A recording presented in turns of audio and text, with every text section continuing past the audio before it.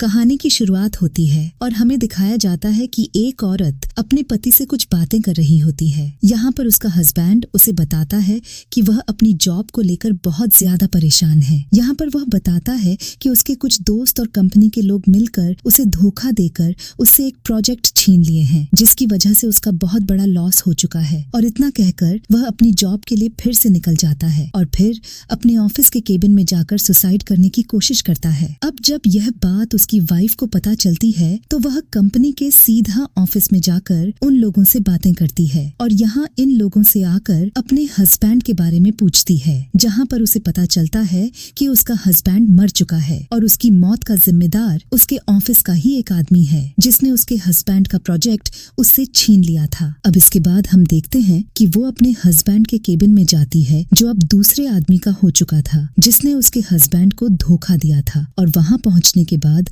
उसके ढूंढने पर वहाँ उसके बहुत सारे डॉक्यूमेंट मिलते हैं और उसमें से अपने हस्बैंड के कुछ डिटेल्स भी निकालती है, जहाँ पर उसे पता चलता है कि जिस आदमी ने उसके हस्बैंड की जॉब छीनी थी, उसके घर पर उसकी एक पत्नी और उसका बेटा रहते हैं और उन्हें एक कोचिंग टीचर की जरूरत भी है। अब इस बात का फायदा उठाते हुए वह औरत उसके घर पर पहुँच जाती है और उसके पास एक फर्जी अपॉइंटमेंट लेटर भी होता है और अब वह कोचिंग देने के लिए उनके घर पर रेडी थी और अब से वह उन्हीं के घर पर रहने लगती है। अब हम देखते हैं कि यह औरत डेविड के घर पर पहुंचकर उसके बेटे को पढ़ाई कराने का काम शुरू कर देती है और यहाँ पर वह अपने कातिल अदावत से उसके लड़के के अरमान जगाती है, जिसे देखने के बाद उस लड़के का माहौल बिगड़ने लगता है, लेकिन वह जैसे तैसे खुद को कंट्रोल रखता है। अब हम देखते हैं कि रात के टाइम जब वो औरत अपने कपड़े बदलती है, तब यह लौंडा उसे छुप कर देख रहा होता है और ऐसा करते वक्त इसे बेहद मजा आ रहा था। लेकिन तब तक उस लौंडे की नौकरानी वहाँ पर आ जाती है, जो उस लड़के को वहाँ से जाने को बोलने लगती है, जिसकी वजह से इस केले का मौसम बनते बनते बिगड़ जाता है। अब हम अगली सुबह इस औरत की